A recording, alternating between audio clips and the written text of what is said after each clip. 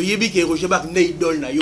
Batu nyonso ba yebi. Papa elonga vraiment na évangile elonga vraiment ntama pambola bino. Lelo pe na zo occasion retourna yo, na na za idole na yo, répondre non rapidement. Jésus Christ de Nazareth. Roger Bak ate. Évangile Roger Bak yebi ke elonga rosa idole ni jamais. Veut azamuté amabe.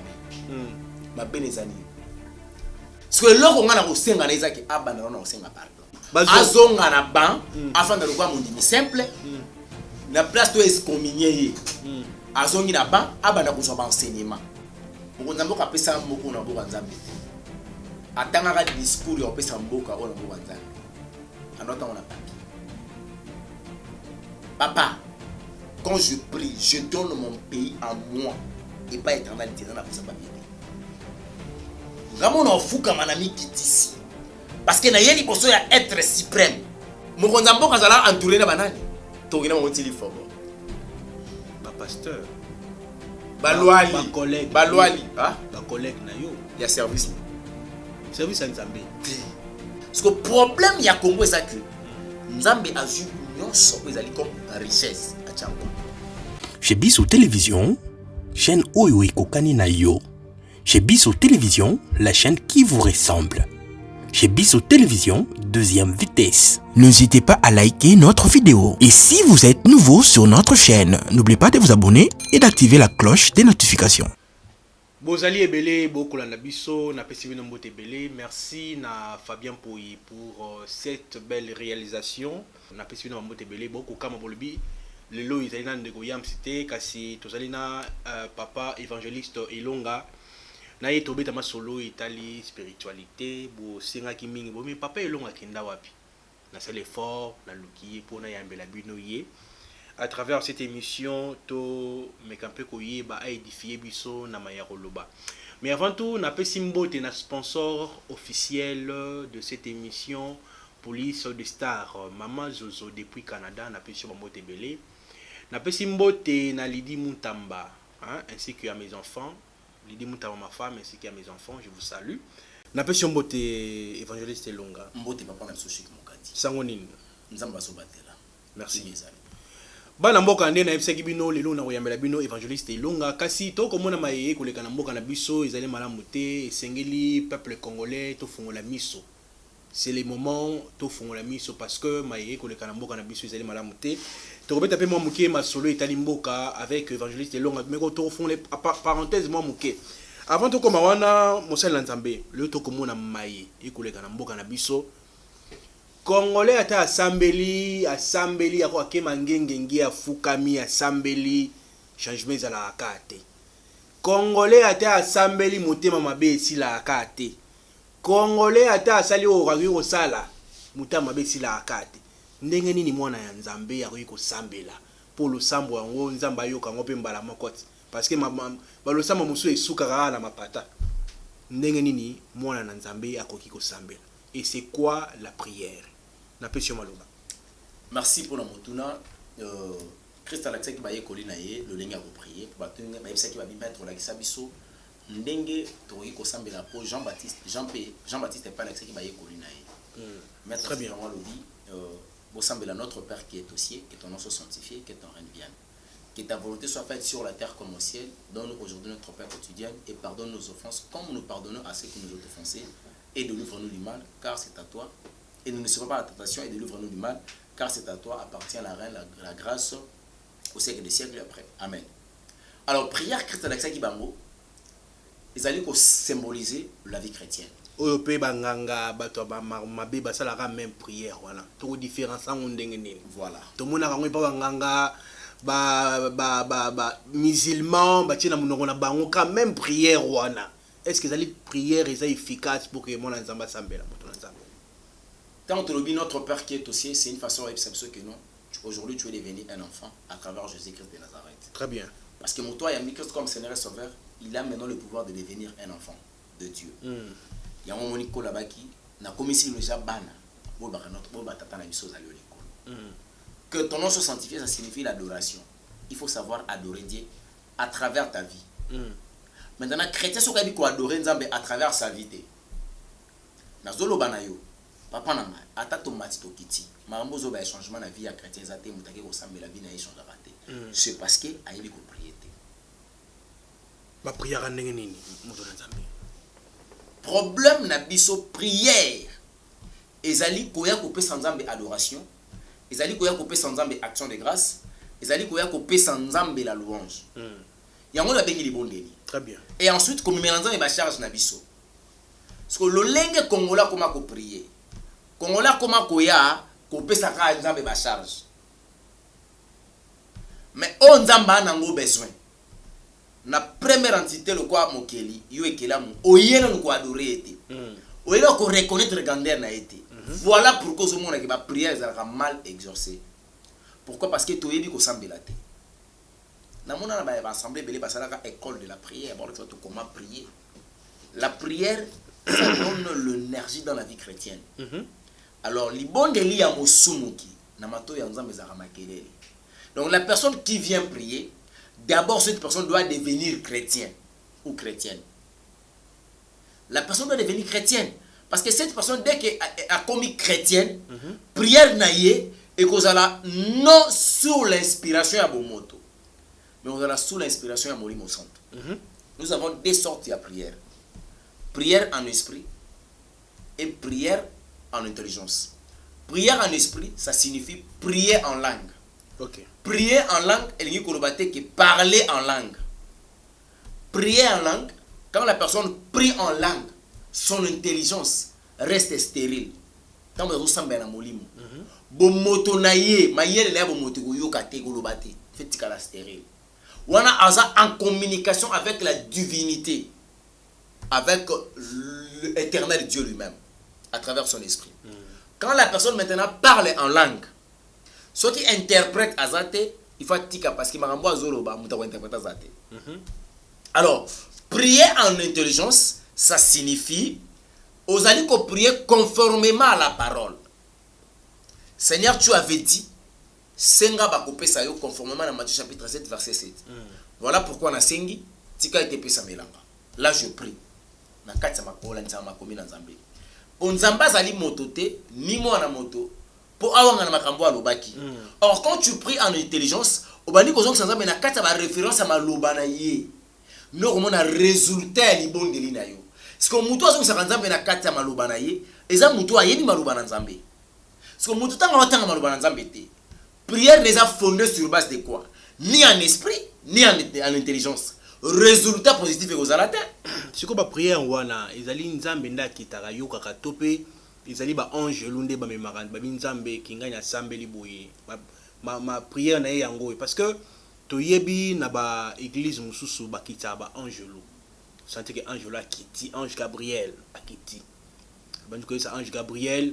Papa vraiment ma bonne aussi on a ange ange Michel Gabriel on a l'église ba kitaka vraiment ba yoki prière est-ce que eza ba ange lune ba ma prière to nzambe yemo ka yoka na matoi na soko mona kati ensemble bazo beta lisolo mingi ba ange baza ba to akisi na ndenge ni moto na nzambe parce que les anges baza sous la service au bazalaka na ngote à l'époque l'ancienne alliance les ba ange bazalaka na service ebele. OK.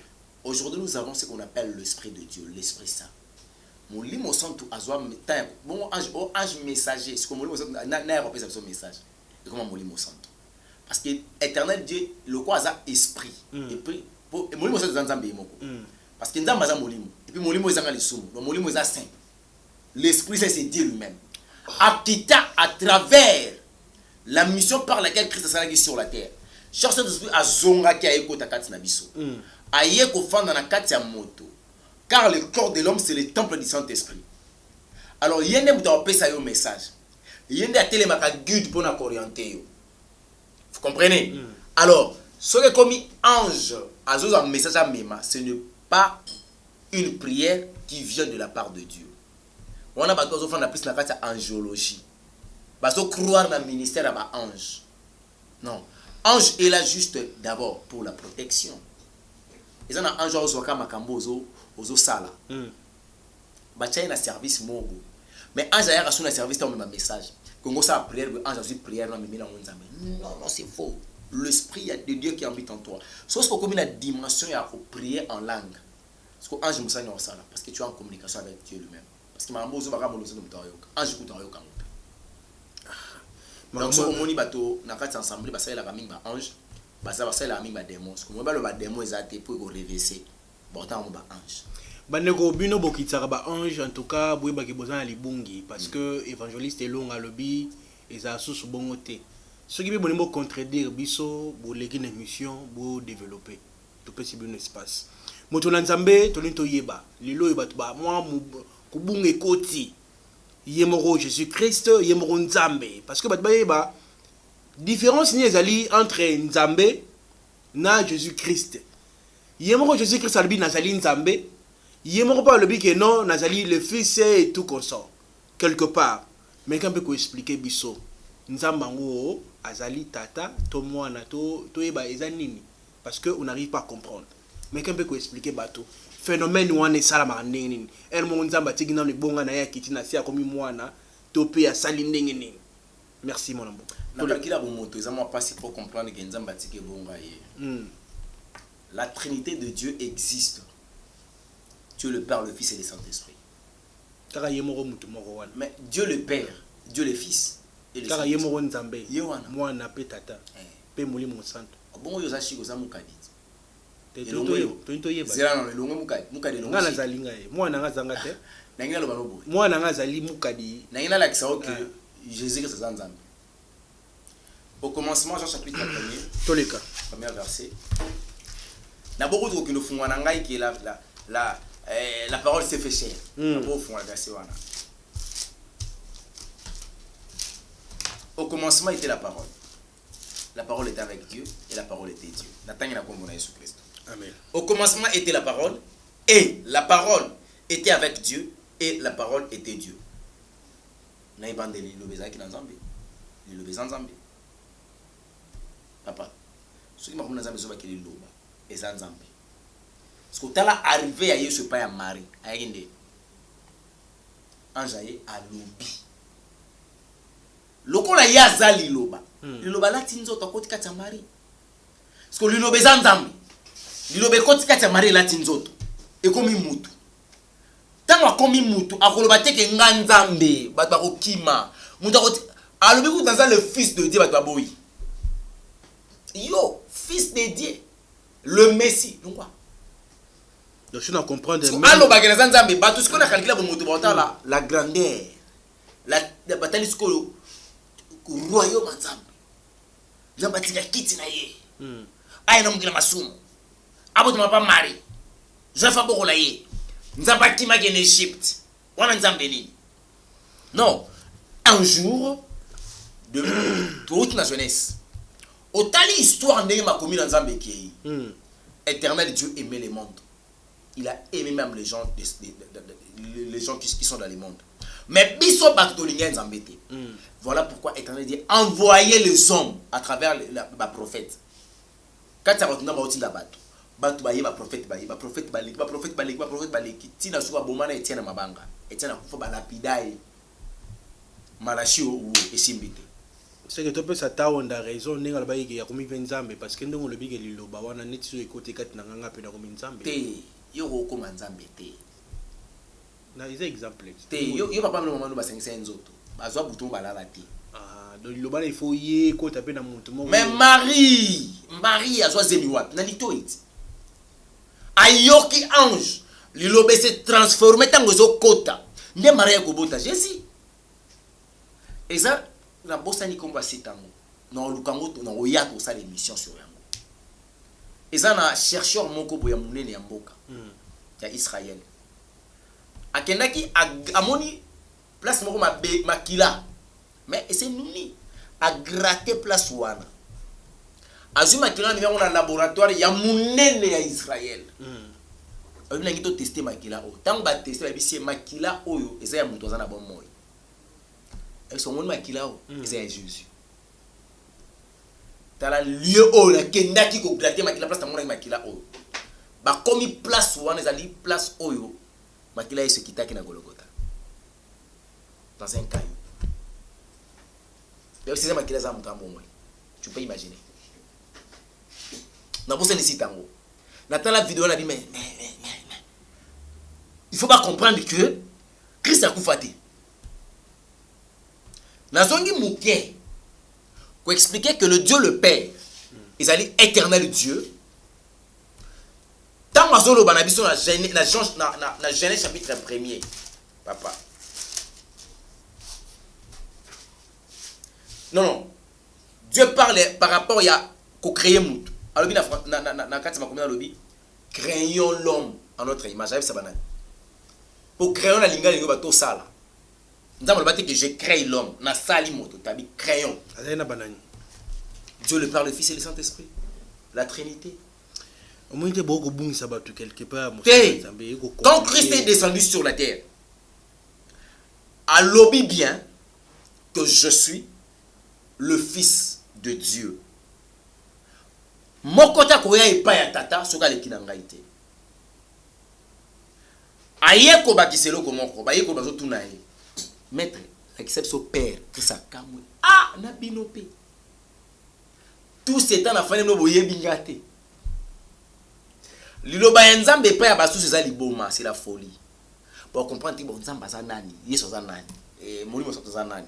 Nzamba za molimo, n'est-ce pas? Nzamba molimo. Mais na kochite na moto na soka moto na nzambe. Pour to kanga parenthèse oyo.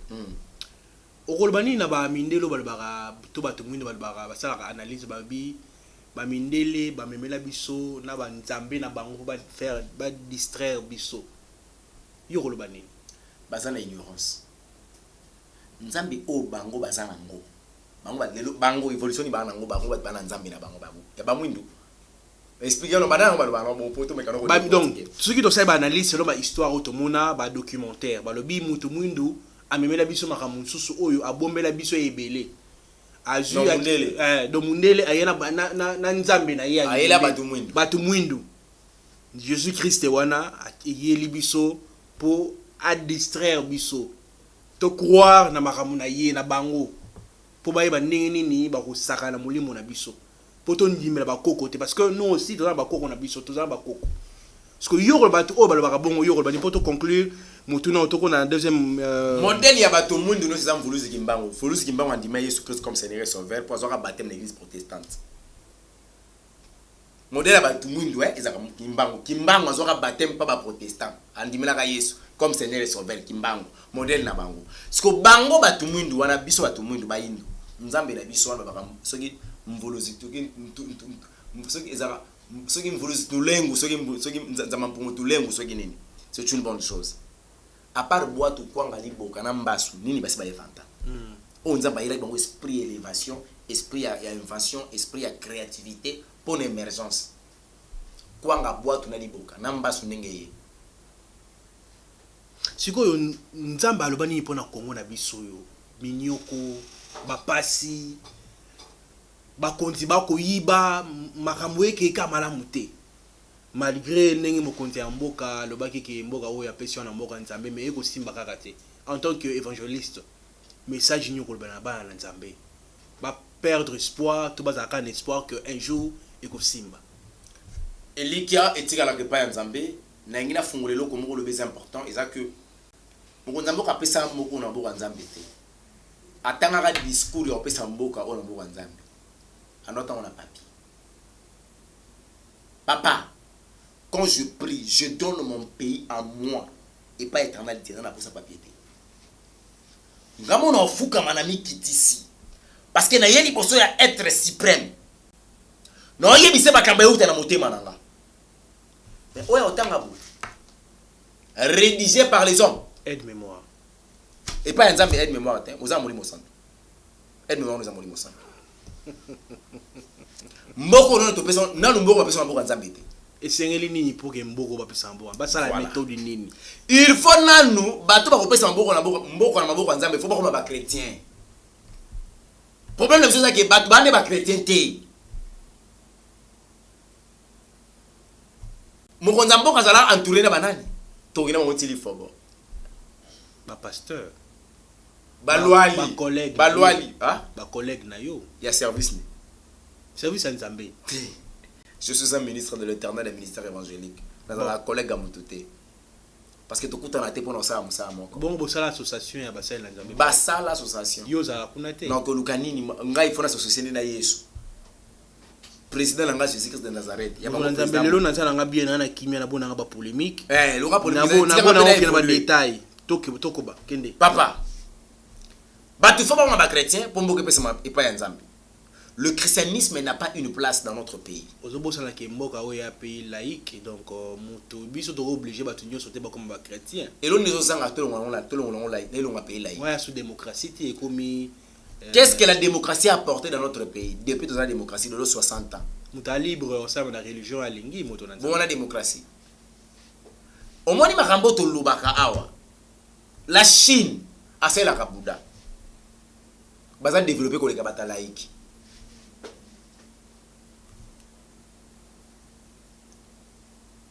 Ceux qui le ont ont visé na Inde, batungo cap, au sani, réseaux za na évangélisation. Et il va faire visa te. Et pour mani. Ndengna mi banzambe moko étranger et pas ya banzambe na bango. Ba boya. Papa, eloko so zo sunga wote kabwana ngo. Laïcité ya mboko memiso na memiso wapi. Et permettre ndé et comme terrain où ils ont permettre tous les sorciers quoi ko evre ndenge ba evra kana Londres. Ba ko sama bi. Parce que le problème ya Congo c'est que Nzambe a eu nyonso où ils allaient comme richesse à Tchangwa pour un bit. Réserve mondiale. Ah ouais. Oui, pour un bit. Comme on a écouté ça. Les bota où ils ya wana ne ba misa évangile pire des autres le Nzambe évangile pire ba vivre yango. Nzambe lokela biso makambo. Mo inte ke mabilo ko ngwa tchabiso lokela biso ba problème. Te facilité ya ko vivre bonheur wana ezaka so to landi Yesu. Tango to boyiye to yambi biyamba yamba Nzambe mususu to tche bango awa ba bebisi mabele. Voilà pourquoi au monde à Congo 60 ans. Sur la police qui a patrouille à Ketch après 60 ans. A dit Ketch à la botinité. Après 60 ans. Té la malédiction. Mauvais signe. Mais si comme malédiction pour longo pour te chuter tout comme la mutuna ya suka malédiction pour Congo yo ebonga. La tuna ki mutuna wa to sala boni. To sambela ndenge nini. Pesa moi une minute rapidement pour na tuna mutuna suka ya collègue Nabino Denis Lesi o ya lobby ba propos à tenir na télévision. Merci pour la question. Pomboka oyo ebongwa, ebongwana pe ebonga ba Congolais va vivre bonheur na yango. Tolongo la Congo un pays laïque. Ya liboso. Ya mibale nous les serviteurs de Dieu. On a to fléchir jour devant balté. Toté à la repentance. Soki batu ba bongwani, mbongwana payé. Mais soki batu ba bongwani te mbongwana ko yate na mboko yo. Papa, soki ba ko dépendre na mayele, ba Congolais batangaka. Mais soki ka rasilisi ka kozwa mayele na ela suka komi mota mayele. Botie place parce que ça na ki mayele na akoni zoba. Bozoba ni za wapi? Pourquoi? Parce que force spirituelle yaye eza ya bozoba. Ndezo permettre mayele ni kuma bozoba. Le Congo pour la sauver sur tous les plans, il faudra dans ces pays ba législateur ba aider biso. Ce qui te rencontre dans la guerre à terre 3 ans tokota. Congo comme un pays chrétien. Très bien. To chute na mutuna ya ndeko Denis Lesi aleki na TV alobi collègue na bino. Voilà. Kulutu na yo abanda mosali boso na yo. Nana lobby. Oyo bozwa. Nana lobby tangu kola benga yangana na yebi. Na kokoba na mutuna. Oh tangu ndeba tu azo kazo mona ngale lo ndeba yebi. Na kokoba. Boso na banda musa nzambe na 8 ans. Bon siko yo za na idole te na bozabe. Oh Jésus Christ. Nani? Jésus Christ de Nazareth. Papa. Évangéliste sobi ke sa Roger Baka. Yebi ke Roger Baka ne idole na yo. Batu nyonso ba yebi. Papa elonga vraiment na évangéliste elonga vraiment ntama pambola bino. Lelo pe na zo occasion retourna yo, na na za idole na yo, répondre non rapidement. Jésus Christ de Nazareth. Roger Baka te. Évangéliste Roger Baka yebi ke elonga rosa idole ni jamais. Pour nani? Pour beaucoup kende nani moko. Te tozali na ministère moko ministère évangélique. Mais ceux qui bazui yo mutakangi miso yo koloba de nani baka koloba textuellement copier coller. Te niveau ya zorateur ko avaler les rouleaux. Roger Baka. Papa, ngako na lobaka mon on peut faire c'était. Et puis c'est Roger Baka. Ya verset ko ya boye. Et l'on a combien de niveau na te. Ça le roi Michel Bakena tanga tuma no kanze le roi Ari papa. Mukolo ba yemba ensemble de comprendre que o Ari papa ou Michel Bakena. Oui, pour un alobi bon qui donne les Roger Baka. Longa na kombo na idole. Idole na Oh, tango alobi na ya wapona babenga de partout babi mosali moko alobaka neti yo asama muka neti bakangi et c'est na intervenir. Je me rappelle les aïki na Pécrim. Il Pécrim pour na place bakangaki yo. Mais yango biso nyonso yibi bato to apoto bayebi ke ne Roger Baka koti makambo mwana na ye longa bona boy. Mais boyoki Roger Baka za idole na yete ye alobi Jésus-Christ de Nazareth. Mwana mboka yo kolobani na ba propos ya ba propos oyo Évangéliste Roger Baka aza kulutu. idole na Te. Idole nga. bon référence là. Idole à Évangéliste Roger Baka eza Jésus-Christ. Papa, ngana Évangéliste Roger Baka comment on a besoin de bosso na vie na kata Pécrim. Ah. Bon, na komi mwana ye na lekaki na sama kone mkoni. Kama komi azotanga ka nenga zo atanga ko avaler les rouleaux, nenga maza ko avaler les rouleaux. Ezaki mission ko la pesi biso. Ya okende lokola ba sentinelle conformément à la parole de l'Éternel, Ézéchiel chapitre 3 verset 17. Ya zo salango ngana osalango. Elobi ataye moko évangéliste. Fandaka na sud ngana nord. Soka ka eye bombe obeti. Mais apparemment maté ya na bino bo s'attaquera plus na basala na Nzambe pona ni. Na basala sata na basala Nzambe te. Bato balata kande kombo ya Yesu. Très bien. Mais répondre à Motuna pour te chuter une émission à l'élo, dernier c'est le lobby ba pasteur et sol basalité. Ba lobby ba citer ba kombo ya pasteur Moïse Mbi, pasteur Mukuna, pasteur nyonso yo yebi pour ne pas citer tous les noms ici. À lobby na espérant bakadi bango nyonso à lobby en tout cas na batambolo ko bango nyonso à lobby ya solo azalité parce que boyebi makambo yo bosalaka na nkuku yo kolobani azana raison parce que bayebi makambo salaka na nkuku et puis batono so ya sitaki aboya ikondima bango azana raison pourquoi parce que le discours même sotiraka ba politicien ba mbongo ba professeur lokota bo beta na kama kofi kuna lui ba mambo ibele hein pas de ba bunda na ba ba bazokana ngola mbongo bazokana ba mama ba même en hôpital mon Dieu. Dans la tali, papa de l'île la vie. Ah. Vieux à monter à ma bé. Ma bé les années. Quand le mal ça s'est construisé, et ben neko banda ko tongama. Il y a mi benga ka prophète de la nation. Nini ko la pesa ko la prophétie pour ma bé wani di maté. Kanyi munoko. Izaka tolia. Osonga be tolia. Ikenebwe alia. Lelo o baza te. La kamono so ya zoloba. Ibota Nzambe za sauver anglais. Très bien. Parce que ça prophète. Donc Moussa zo là, ils sont Nzambe te, ils sont ni libota Nzambe. Et au sont pe Congo te. Na place abanda koloba ke toza ba miyibi, tosi to yebi ke baza ba miyibi. Avant que tu ya loba tosi to yeba ki baba sikoro. Nzamba mo mo sa lobela biso. Ya mota to ya ki banda ko take, ba to ki to amabe. Muninga na ba mo aye ko avouer. Ozomona. Très bien. Alors, manki on eza kombo yem tapesa, na yebte so ka zo angwa. Professeur Lokuta, beaucoup opéré na mutu ndeza boye le boza avec blenga no s'appeler Romona mankiona ba yem ta ila biso kombo wa abanda pe ko lobelango na suka nango balia ce que loko ngana ko senga na izaki abanda no senga pardon ça senga pardon reconnaître senga nani peuple de Dieu ah gloire à Dieu oyo Dieu ba pasteur ebele ba sala kate meya senga pardon c'est ce que ça alobi asala peuple de Dieu mabe akosa boka Lokuta et sala nyonso ko sala sengi pardon aluka sigwa azonga na ban afin de le voir mon simple la place to excommunié azongi na ban abanda ko so ba enseignement. Voilà, merci. Et vous allez bien. Là-bas dit message de l'équipe mot de la fin. Mais comme on a autant wana ngwana ya prophète de la nation, azana message de la nation a pesate. Si les autres. La nation congolaise 60 ans les autres doivent prophétie ba pesa les 60 ans. Résultat zani. Tolia. Voilà, on est arrivé à la fin de cette émission. Balia. Mesdames, messieurs, évangéliste Elonga, votre numéro de téléphone rapidement parce qu'on est arrivé à la fin de cette émission. Merci à Clarisse. Non, bengi yo vous avez possible bazwa ngai. Ah, combien ko boya ko pesa numéro? On a besoin de yango bato ba ko benga na poto babi évangéliste Elonga ko zoya eza problème. Effectivement. Ngo yango yo pona nini ekoma kaka bongo. Effectivement, vous avez un problème parce que tant ngai na Nzambe koma su munene te ba peuple de Dieu bana bosenga na yo. Bazana ngeli o pesa numéro ba benga yo, c'est très important. Ah, plus que ça 43. Très bien, très bien. Très bien. 97 58 21 75.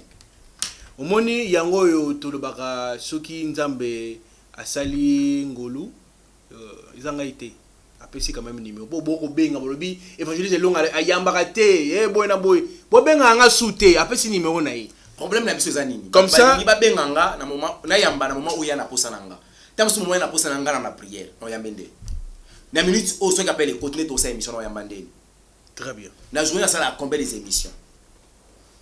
Merci Nabandi, comprendre. On est arrivé à la fin de cette émission. Merci à Jus d'Orange pour cette belle réalisation. Merci à Chef Nabiso, Clarisse Oué, tu n'as pas belé, à coordonner quand comme ça, Mitindo. Merci beaucoup à Lydie Moutamba. Merci à tout le monde qui a vu cette émission. Police du Star. Merci à Yam Siambe, confrère Nanga n'a plus moté belé. Malgré Balinga Bisoté, Toko Kobakaka, Toke Nabongo. Oh ba ota biso tellement ba fungoli miso. OK. Mais biso to linga bango parce que toko sela bango musala kitoko. Merci. Bye.